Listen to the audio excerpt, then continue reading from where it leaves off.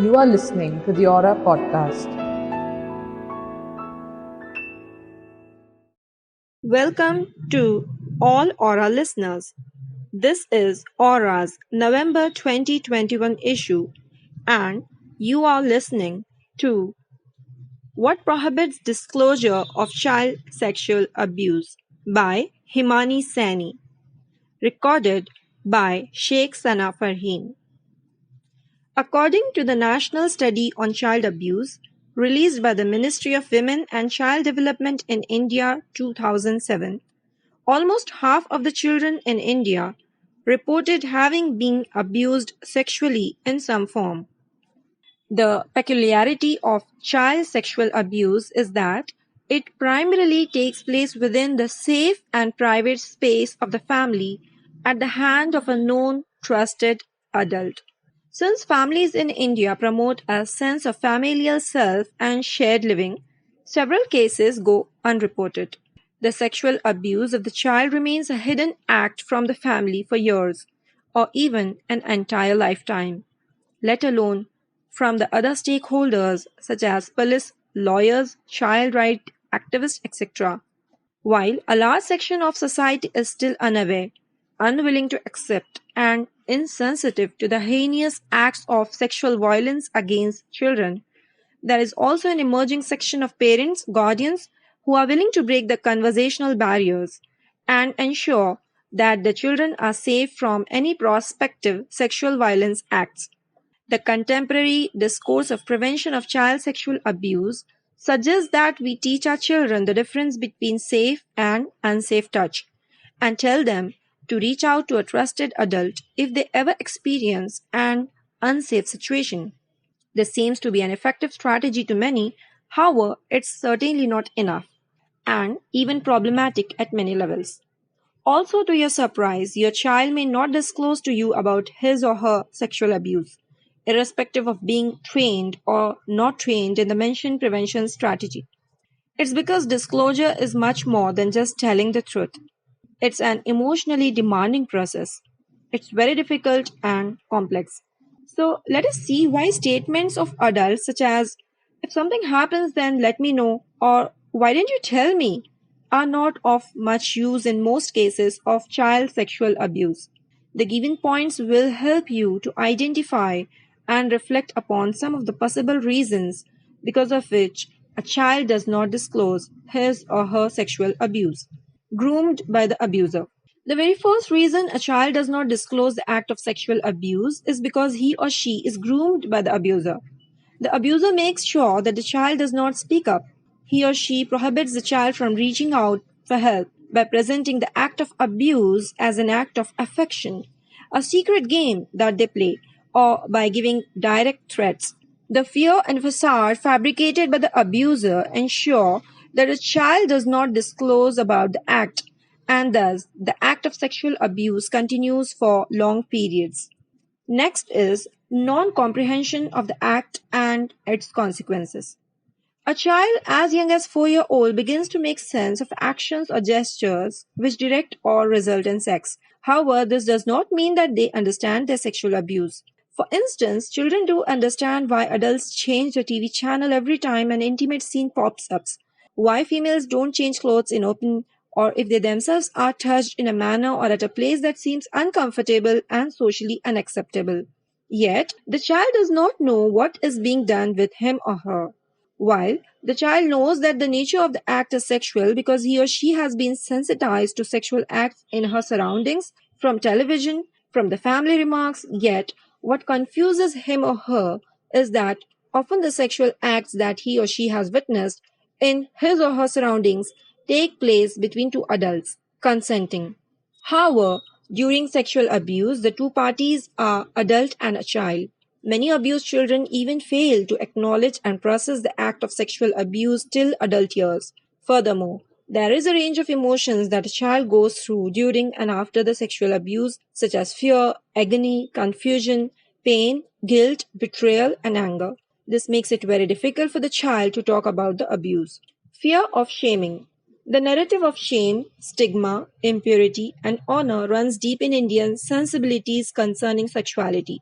particularly for the female body and sexuality. Children are socialized in a culture of shaming right from childhood, wherein they are shamed for touching the genitals, not covering the body, innocently peeking into an adult scene on the television, and so on. Being aware of this culture of shaming, the child does not gain the confidence to disclose his or her abuse. Fear of unbelief. We often view children as innocent, sacrosanct beings, those who always speak the truth, precisely because they lack the adult like moral corruption. However, the irony is that when a child discloses the sexual abuse, he or she is not likely to be believed. In addition, often the abuser is not a monster looking person. Rather, he or she is the most friendly person of the family or the trusted person to the family. The child, in his or her understanding, is aware of the glorified image of the abuser. Thus, the child does not disclose because he or she believes that his or her testimony would not be believed by the adults. The burden of guilt. The child often believes that he or she is responsible and an active partner in the sexual act. This results in a sense of guilt of participating in the act, which further compels them to keep it a secret from everyone. Some even contest that if the child enjoys the act, then it need not be deemed as a sexual abuse. However, this assumption is incorrect. The sexual encounter between adult and child is abusive because the child's informed consent is absent. Informed consent involves two things. The child should know what he or she is consenting to and the right to say yes or no to the act. Children do hold sexual feelings, but it's the adult who decides or determines the course of the encounter, thus bear the responsibility of the act. Children participating in sexual activities with adults are not likely to be aware of the rules, meanings, and socio-physical effects of sexual intimacy. They participate and, in some instances, enjoy the act as well, but the choice of participation will cannot be deemed as consent. Yet they bear the burden and choose to remain silent on the abuse. Dependence upon the abuser. Many a time the child's family is dependent upon the abuser. If the child discloses the act of abuse, the provision that the child's family receives from the abuser will be put at a halt. For instance, the abuser may be a source of financial provision for the family of the child. He or she might be the one who is helping the child's father in his business or sponsoring the child's education. The child witnesses this dependence and does not want to affect it in any way from his or her disclosure. Presence of other types of violence. Sexual abuse is an act that takes place in a social cultural context and not in a lab kind of setup. Therefore, often the child is subject to other types of violence in addition to sexual abuse. For instance, children who experience domestic violence are at greater risk of being sexually abused. The abuser knows that a culture of character assassination prevails in the family.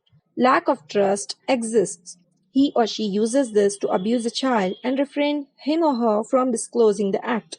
The child is also aware that he or she cannot reach out to the father because of his abusive nature, and the mother seems so helpless and abused herself. Thus, the child ends up believing that his or her disclosure will further worsen the situation. So, he or she chooses to be quiet. If the family, which should be the site of protection and care, is violent at so many levels, the child cannot gather the courage to speak about his or her sexual abuse. Social placement of the child. Sexual abuse is an act of violence that takes place in a social cultural context and is characterized by many social factors. For example, age is a crucial factor that affects disclosure. In our culture, children grow with a sense of obedience, unquestioning optimism, and trust in the environment. Children are deemed as the property of the adults, thus legitimizing institutional violence against children. Thus, to identify an adult as an abuser is to defy the authority and respect of adult. Similarly, caste is yet another factor that affects the likelihood of disclosure. A child from Dalit community who experiences untouchability, lacks institutional support, imbibes low self-esteem, is not likely to disclose his or her sexual abuse. Lack of vocabulary. We tell our children that they should report to us if they experience any act of sexual abuse. Ever wondered how would they do so? Children do not have the vocabulary, the right kind of words in which they can disclose about the abuse. They do not fall short of words. They don't have any in the first place. Not the child's responsibility. It is not the child's responsibility to disclose. This is indeed one of the acts which can help to prevent or stop sexual abuse. But the onus of preventing or stopping the abuse need not be placed on the child. It's the responsibility of the adults to ensure that the child does not enter vulnerable situations. If he or she does enter, then offer the child an environment that's safe, comforting, and assuring. Thus, as adults, we need to be sensitive to the inexplicable amount of heart and soul it takes to disclose. Disclosure is not the obvious response of a child to sexual abuse. While it is the most desirable yet tiring option for the child, an option he or she never intended to opt for. Thank you for listening to the Aura podcast. Send your feedback to editor@auramag.in, and to read more, subscribe to our website at auramag.in.